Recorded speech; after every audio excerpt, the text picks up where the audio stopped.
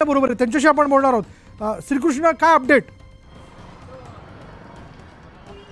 नक्कीच विशाल, पाहायला गेलं तर जे 9:15 ते 9:30च्या दरम्यान जे बाबा सिद्दीकी यांच्यावरती 4 अज्ञातांनी जे दुचाकी स्वरावरती येऊन 3 जण अज्ञात व्यक्ती जे होते त्यांनी 4 गोळ्या फायर करून त्यांच्यावरती हल्ला करण्यात आला. खरं तर जे बाबा सिद्दीकी जे आहेत हे जिशान सिद्दीकी यांचे पुत्र जे आहेत त्यांच्याच कार्यालयातून बाहेर पडत असताना त्यांच्यावरती 9:15 ते 9:30च्या दरम्यान जे आहे हल्ला करण्यात आलेला आहे. आणि आपण पाहू शकतो याच परिसरात मोठ्या प्रमाणात जे नवरात्र उत्सव सुरू असताना विसर्जन मिरवणूक जरी सुरू होत्या मोठ्या प्रमाणात. पाहायला गेलं तर जे दुचाकीस्वर आहेत जे अज्ञात होते, खरं तर त्यांनी तोंडावरती रुमाल देखील बांधण्यात आला आणि आपण पाहू शकतो थेट त्यांनी येऊन जे 4 राऊंड जे आहेत बाबा सिद्दीकी यांच्यावरती फायर केल्याचं पाहायला मिळत आहे. आणि खरं तर जे अजून 2 जण होते त्यांच्याकडे देखील धारदार शस्त्र असल्याची देखील माहिती मिळत आहे. आणि पाहायला गेलं तर बाबा सिद्दीकी यांच्या पोटावरती, हातावरती आणि छातीवर देखील गोळी लागल्याची प्राथमिक माहिती आपल्याला पाहायला मिळते. आपण पाहू शकतो ज्याच घटनास्थळी टेम्पो आहेत त्याच घटना बाजूलाच देखील मोठ्या प्रमाणात पोलीस देखील तैनात झालेले. आणि आपण पाहू शकतो 4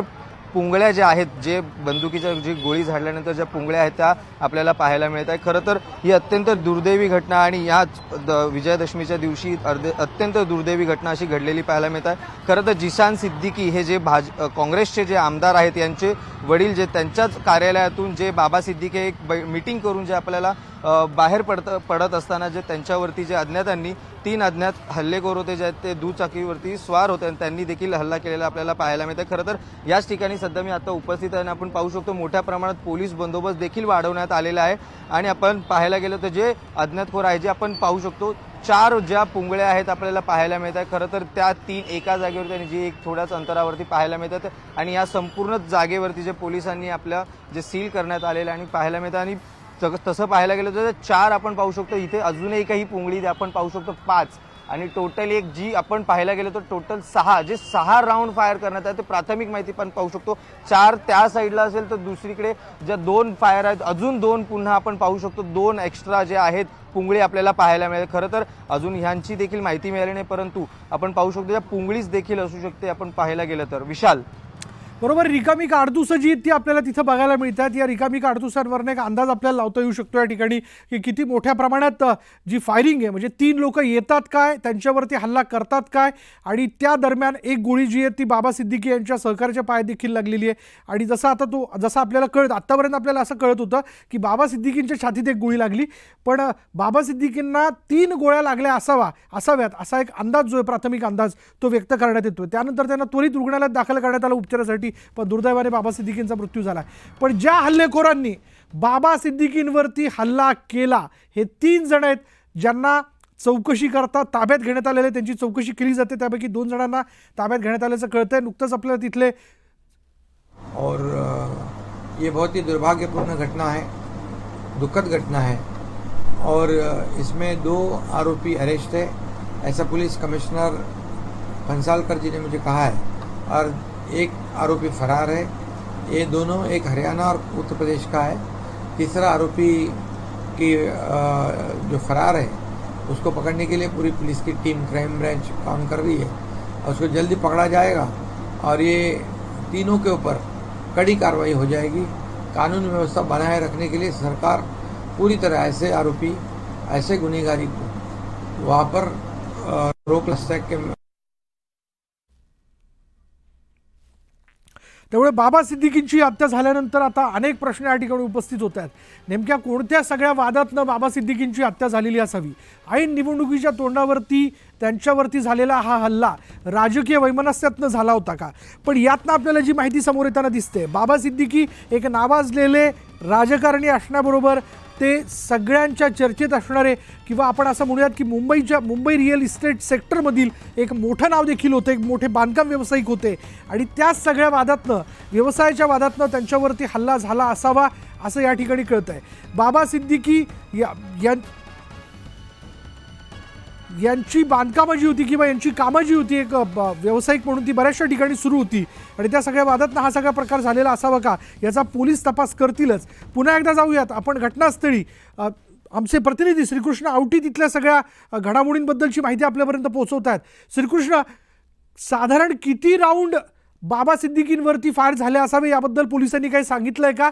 आणि कोण होते हे हल्लेखोर याबद्दल काही कळू शकले का?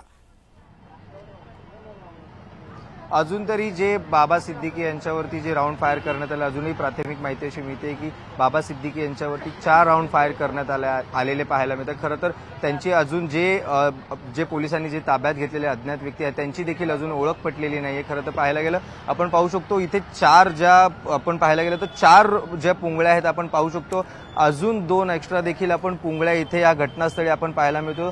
त्या पाहायला गेलं तर 3 जे एका जवळच पाहायला मिळतात, दुसरी म्हणजे थोडीशी लांब। आणि पाहायला गेलं तर जे बाबा सिद्दीकी यांचे जे निकटवर्ती म्हणजे जवळचे जे कार्यकर्ते होते त्यांच्यावरती देखील गोळी लागलेली पाहायला मिळते। खरं तर आपण पाहू शकतो 4 आणि 5, 6 एकूण 6 ज्या बंदुकीची जे पुंगळी आहे, बंदुकी फायर केल्यानंतर जी पुंगळी असते ती आपण पाहू शकतो, जे पोलिसांनी देखील चौकशी करून सील करण्यात आलेलं। आणि खरं तर जे पोलिसांनी पुंगळीला देखील आपण पाहू शकतो एक सर्कल करून तिथेच अजून तरी तसेच ठेवायला पाहिलं। खरं तर बाबा सिद्दीकी हे जे आपल्या कार्यालयातून बाहेर पडत असत 9:15 ते 9:30च्या दरम्यान ही घटना घडलेली आहे। आणि याच बँड्रा खेरवाडी परिसरात देखील मोठ्या प्रमाणात जे आहे नवरात्र उत्सव जे देवीचे विसर्जन मिरवणुका देखील पार पडत असताना याच ठिकाणी ही घटना घडलेली पाहायला थांबवतो। माझा प्रश्न असा होता की आता ज्या पद्धतीने रिकामी काडतुसं तिथं पडलेली आहेत यावरनं एक असं लक्षात येतंय की हल्लेखोर जे होते ते दबा धरून बसलेले होते, बाबा सिद्दीकी यांची कार्यालयातनं बाहेर येण्याची वाट बघत होते। साधारण 9:15 वाजता बाबा सिद्दीकी बाहेर आले आणि त्याच दरम्यान तिथे फटाके देखील फोडण्यात येत होते। म्हणजेच हा हल्ला नियोजित होता असं म्हणायचं का? आणि अंदाधुंद गोळीबार जो तो झालेला असावा म्हणून रिकामी काडतुसं तिथं पडलेली आहेत?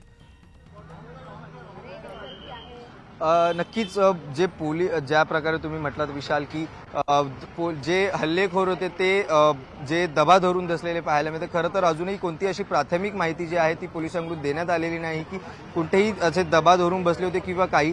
पण पाहायला गेलं तर एकंदरीत जे विसर्जन मिरवणुकी जसं तुम्ही म्हटलात विशाल की फटाके देखील मोठ्या प्रमाणात फिरवणे, मी म्हटलं की याच परिसरातून खेरवाडी परिसरातून मोठ्या प्रमाणात जे आहे देवीचं विसर्जन मिरवणुका पार पडत होत्या आणि याच दरम्यान फटाके देखील फोडण्यात आले।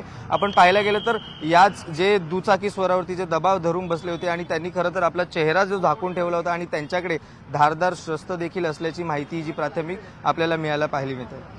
आणि खरं तर जे आपण पाहायला गेलं तर आतापर्यंत 4च राऊंड जे आहेत पुंगळे जे आपण पाहू शकतो, जे 4 नसेल तर एकूण जे 6 पुंगळे आपल्याला पाहायला मिळतात। खरं तर आपण पाहू शकतो कोपऱ्याला एका साईडला एका टेम्पोच्या रस्त्याच्या कोपऱ्याला पाहायला गेलं तर कुठेतरी असं देखील असं असू शकतं की जे हल्लेखोर होते, जे दुचाकी स्वार होते, जे दबा धरून जे टेम्पोच्या मागे जरी दबा धरून असल्याची माहिती जी आहे आपण पाहू शकतो।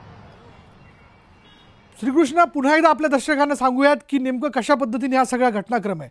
लक्षात घ्या, बाबा सिद्दीकी राष्ट्रवादी काँग्रेस अजित पवार गटातलं एक मोठं नाव, एक मोठा मुस्लिम चेहरा, शिवाय मुंबईतल्या रिअल इस्टेट सेक्टरमधला एक नावाजलेला बांधकाम व्यावसायिक बाबा सिद्दीकी हे साधारण 8 पासून आपल्या कार्यालयामध्ये एका बैठकीसाठी उपस्थित होते। एक बैठक त्यांची आटपली। त्याच दरम्यान आपण जर बघितलं आजचा दसऱ्याचा सण आहे, त्या अनुषंगाने देवी विसर्जनाच्या मिरवणुका त्यांच्या कार्यालयाच्या इथून पुढे सरकत होत्या। 9:15 वाजता बाबा सिद्दीकी हे बैठक आटपून कार्यालयाच्या बाहेर आले। ज्यावेळी ते बाहेर आले त्याच दरम्यान तिथे फटाके फुटत होते।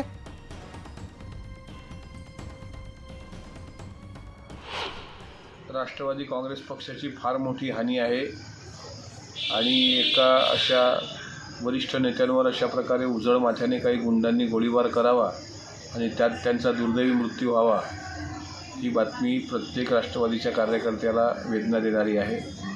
आमच्यावर दुःखाचा डोंगर कोसळला आहे, त्यामुळं आम्ही काही याच्यात जास्त बोलू इच्छित नाही। पण बाबा सिद्दीकींवर हल्ला करणारे हल्लेखोर हे उघड माथ्याने कसे आले, त्यांनी हल्ले का केले, गृह खातं का करत होतं, यावर आता विचार करण्याची गरज आहे। तर अशा प्रकारे बांद्रासारख्या पॉश एरियामध्ये किंवा मोठ्या एरियामध्ये अशा प्रकारचा गोळीबार करून एखाद्याचा जीव घेणं, हत्या करणं, मला असं वाटतं ही फार वाईट घटना आहे, फार दुर्दैवी घटना आहे। आरोपीला अटक करून काही होणार नाही, या सगळ्या गोष्टीची शहानिशा झाली पाहिजे आणि राष्ट्रवादी काँग्रेस पक्षाच्या एका जबाबदार व्यक्तीवर अशा प्रकारचा हल्ला, मला असं वाटते काही आमचे शब्द आता त्यात फारसे नाहीत की त्यावर काही रिॲक्ट व्हावं। लीलावती रुग्णालयाच्या बाहेर आमच्या प्रतिनिधी सुष्मिता बदाने आत्ता क्षणाला आपल्याबरोबर आहेत। सुष्मिता, तिथल्या सगळ्या घडामोडी आपल्यापर्यंत पोहोचवत आहेत। सुष्मिता, गृहमंत्री उपमुख्यमंत्री देवेंद्र फडणवीस तिथं पोहोचलेले आहेत, शिवाय इतरही महत्त्वाचे नेते जे तिथं पोहोचत आहेत, काय माहिती? खरं तर आपण बघितलं तर या संपूर्ण परिसरामध्ये प्रचंड गर्दी आता झालेली पाहायला मिळते आहे। स्वतः राज्याचे उपमुख्यमंत्री गृहमंत्री हे या ठिकाणी आलेले आहेत आणि संपूर्णपणे हा जो परिसर आहे या परिसरामध्ये आता दोन्ही बाजूने रस्ता हा पूर्णपणे ब्लॉक झालेला आपल्याला पाहायला मिळतोय। अनेक त्यांचे मित्रपरिवार आहेत, त्यांचे कार्यकर्ते आहेत, बाबा सिद्दीकी त्यांच्यावरती मनापासून प्रेम करणारे अनेक लोक हे आता लीलावती रुग्णालयाच्या बाहेरच थांबलेले आहेत। सगळ्यात महत्त्वाचं म्हणजे हा जो रस्ता आहे लीलावती रुग्णालयाबाहेरचा आणि MIT पर्यंतचा, तर हा संपूर्णपणे आता ब्लॉक झालेला आहे। विविध ठिकाणाहून लोक जसे जसे त्यांना ही माहिती कळते आहे, ही धक्कादायक बाब समोर आल्यानंतर यायला सुरुवात झालेली आहे। संपूर्णपणे आतमध्ये जर आता आपण बघितलं त्यांचे कुटुंबीय त्यांच्या सोबत आहेत, उपमुख्यमंत्री देवेंद्र फडणवीस हे आतमध्ये आहेत, आशिष शेलार, मिहिर कोटेचा असे मोहित कंबोज असे अनेक लोक आतमध्ये असल्याचं आपल्याला पाहायला मिळते। त्यामुळे ज्या पद्धतीची ही परिस्थिती आहे त्यामध्ये कायदा आणि सुव्यवस्थेचा प्रश्न सुद्धा निर्माण होऊ शकतो। त्यामुळे पोलिसांची जादा कुमक सुद्धा या ठिकाणी तैनात करण्यात, दोन्ही बाजूला पोलिसांचा बंदोबस्त तैनात करण्यात, परंतु लोकांची त्यांच्यावरती प्रेम करणाऱ्या लोकांच्या भावना या स्पष्टपणे आपल्याला रस्त्यावरती पाहायला मिळतात। आणि या ठिकाणी आपण जर बघितलं तर पोलिसांची गर्दी जी आहे, पोलिसांनी या गर्दीला अडवण्यासाठी सुद्धा प्रयत्न केले। जे मेन गेट आहे जिथे आपत्कालीन रुग्णांना प्रवेश दिला जातो त्या गेटवरती पोलिसांनी आपली साखळी बनवलेली आहे आणि ते लोकांना लांब करतात। अनेक लोक आहेत की जे या प्रवेशद्वारातून आत जाण्याचा सुद्धा प्रयत्न करतात। गेट नंबर 1च्या बाहेर प्रचंड गर्दी झालेली आहे, त्यामुळे वाहतूक कोंडी सुद्धा या ठिकाणी झालेली आपल्याला पाहायला मिळते आहे। विशाल, सुष्मिता, मी पुन्हा एकदा तुझ्याकडे येतोच। आपण थेट घटनास्थळावरती परत एकदा जाऊयात। आमचे प्रतिनिधी श्रीकृष्ण आवटी तिथल्या सगळ्या घडामोडी आपल्यापर्यंत पोहोचवतात। श्रीकृष्ण, आपण बघतोय की तिथे ज्या ठिकाणी बाबा सिद्दीकींवरती हल्ला झाला त्यामध्ये असं देखील कळते की त्यांच्या एका सहकार्याच्या पायाला गोळी लागली। हे खरं आहे का की इतरही काही त्यांचे सहकारी जखमी झाले या सगळ्या हल्ल्यामध्ये? आता दुर्दैवाने बाबा सिद्दीकींचा मृत्यू झालेला आहे, पण जी निकामी काडतुसं तिथं पडलेली आहेत त्यावरनं पोलिसांनी काय माहिती दिली आहे? नक्कीच विशाल, जे बाबा सिद्दीकी यांच्यासोबत देखील असणारे त्यांचे जे कार्यकर्ते आपण म्हणू शकतो एका प्रकारे, त्यांच्यावरती देखील एक गोळी जी आहे त्यांच्या पायाला देखील लागलेली आपल्याला पाहायला मिळते। खरं तर जे रिकामे काडतुसे जे आपण पाहू शकतो, जे काडतुसे आहेत, जे 6 काडतुसे रिकामे आपण पाहू शकतो, एकंदरीत 6 काडतुसे आहेत या पाहायला गेलं तर। पोलिसांकडून अधिकृत देखील अजून कोणती तरी माहिती आपली प्राप्त झालेली नाहीये। पाहायला गेलं तर याच आतापर्यंत 6 जी काडतुसं आहेत जी आपण पाहायला मिळत आहे आणि या जिशान सिद्दीकी जे यांचं कार्यालय आहे तिथे बाबा सिद्दीकी यांची देखील बैठक संपवून हे थोड्या 9:15च्या दरम्यान जे आहे आपण परतत असताना याच ठिकाणी आपण पाहायला गेलं तर मोठ्या प्रमाणात नवरात्र उत्सव नवरात्र देवींचं विसर्जन मिरवणुका पार पडत असताना मोठ्या प्रमाणात फटाके देखील वाजवत होते आणि याच दरम्यान जे आहे अज्ञात जे 3 अज्ञात हल्लेखोर होते जे दुचाकीवरती स्वार पाहायला मिळतात आणि त्यांनीच देखील हल्ला केल्याचे आणि त्यांनीच हल्ला केल्याचे देखील समजतात हल्ला केलेला आहे। आणि याच जो पाठीमागे जो दुसरी व्यक्ती होती त्यांच्याकडे धारदार शस्त्र देखील असल्याची माहिती जी आहे आपल्याला मिळत आहे। खरं पाहायला गेलं तर याच ठिकाणी आता मी सध्या उपस्थित पाहायला गेलं तर मोठ्या प्रमाणात जो पोलीस फाटा जो आहे मोठ्या प्रमाणात तैनात केलेला आहे आणि पोलीस देखील अधिक मोठ्या प्रमाणात जो आहे आपल्याला तपास करताना पाहायला